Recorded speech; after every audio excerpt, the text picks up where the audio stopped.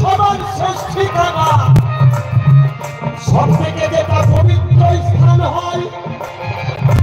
শোনো শোনো দুর্গা দেবী, তোমারে জানাই নির্জন জায়গা শ্মশান হলো, তাই ভোলানাথ সংসার ছেড়ে শ্মশানে নিল ঠাই।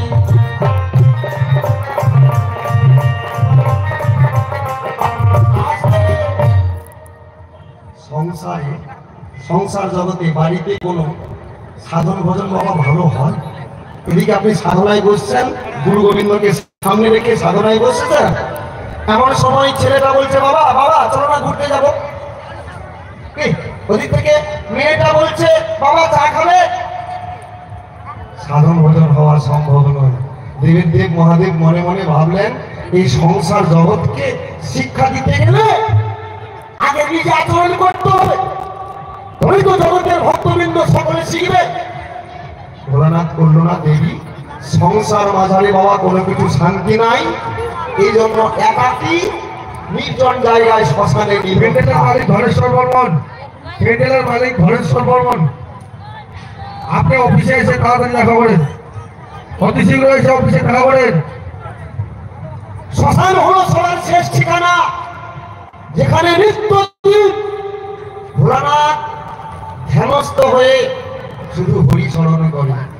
ভোলানাথ গায় পঞ্চমুখে হরিনাম, যেই পঞ্চমুখে হরিনাম ভোলানাথ গিয়েছিল, এই নাম মাত্র ভোলানাথ ছাড়া বাবা কেউ গাইতে পারেনি। পঞ্চমুখে ভোলানাথ কৃষ্ণ নাম হরিনাম করেছিল, এ বাবা সত্যযুগের কথা, সেদিকে যেতে চাই না। বাবা ভোলানাথ কেন এরকম সুন্দরী নারীকে ছেড়ে, তার মধ্যে কি না, তবু নিল শ্মশানের ঠাই, নির্জন জায়গা, সেখানে ধ্যানস্থ হয়ে হরিকে স্মরণ করলে ভোলানাথ হরি ছাড়া কিছু জানতো না, কৃষ্ণ নাম ছাড়া কিছু জানতো না বলে, তবে সংসার ধর্মটা বাবা পরিত্যাগ করে নাই তার মনের মধ্যে।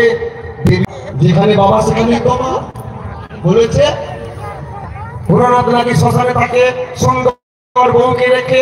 না, তোমার তো রূপের শেষ নাই, বলেছে তুমি কোন ছাই ভস্য রেখেছিলে গায়ে, কথাটা মিথ্যা বলে না।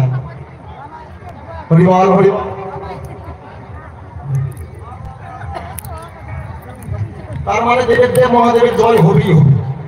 কি ভোলানাথ, ভোলানাথ কি কই জয় হচ্ছে, কই ভোলানাথ কি?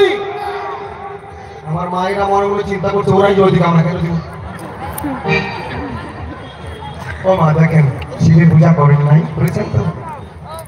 দেখুন আমরা একটু লড়াই করছি, আপনাদেরকে বলবো না, যারা বলবো আজকে যুক্তি তর্ক নিয়ে। এদিকে কে যেন বলেছে বাবারাই জিতবো, দেখবো আজকে বাবাদের জিত হয় না মায়েদের জিত হয়। মায়েরা আপনারা একদম টেনশন করবেন না, আমি মিনতি পাল যতক্ষণ আসলে থাকবো মায়েদেরকে আমি হারতে দেবই না। কি তাই না মায়ের একটু হাত তুলবেন, হরিবল।